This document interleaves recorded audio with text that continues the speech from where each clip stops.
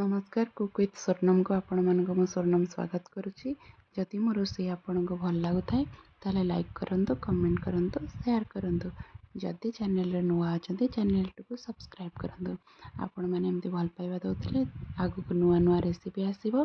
आसंतु आजिर रेसिपीटी आमे देखिबा। आजिर रेसिपीटी होउची पनीर भुर्जी व पनीर भर्ता।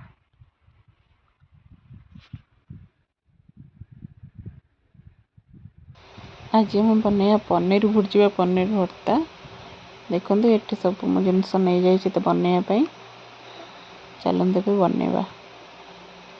गैस टी ऑन कली ये कड़े गरम हो जाए तेल नहीं जी। मुझे तेल आ बटर मिसई नौ आपड़ चाहिए तेल नहीं पारे। ये मु गोटे स्पून पाखापाखि बटर नहीं जाइए। बटर आ तेल गरम होगापी छाड़ा।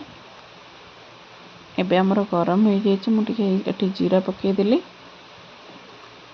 तापर मुझे पियाज चुन चुन कर काटी ताकू नहीं जाइए।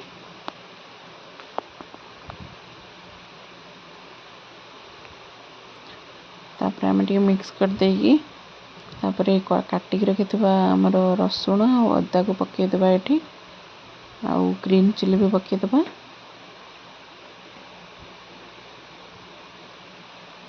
ताको भल से मिक्स करदे।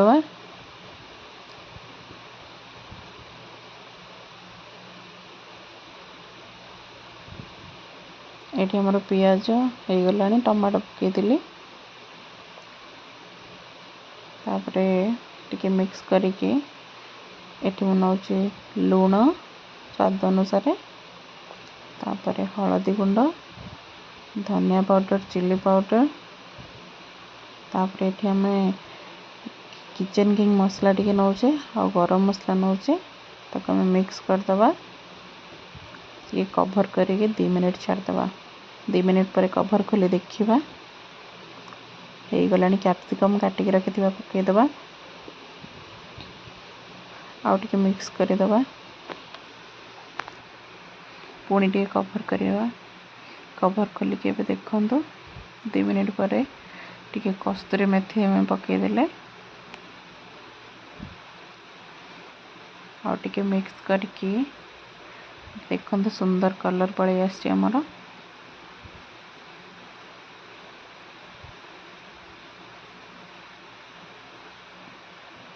एबे आम एथिरे किछि पानी ऐड करवा। अल्प पानी देबे। 1 कप पाखापाखि गोटे छोट कप रे पानी। एबे आम मसला और पानी टिके भल से मिक्स हो गलानी, कषि हो गलानी। अल्प पानी देबे। एबे आम पनीर पकईदेबा। ग्रेट करी रखी मो पनीर ये पकई देछि। ताको टिके भल भाव मिक्स करदबा। किछ समय मिक्स करवा। तापर एबे आम फ्रेश क्रीम देवा तादरे। कुकिंग क्रीम मेटा होममेड क्रीम देछि। आपण चाहिले बाजार रो आनी पकई परिवे। क्रीम देले टिके टेस्ट भल हुए। एबे हमर हे जाइछि। एबे आम किछि धनिया पत्र पकई देबा ऊपर। ऑफ करदबा।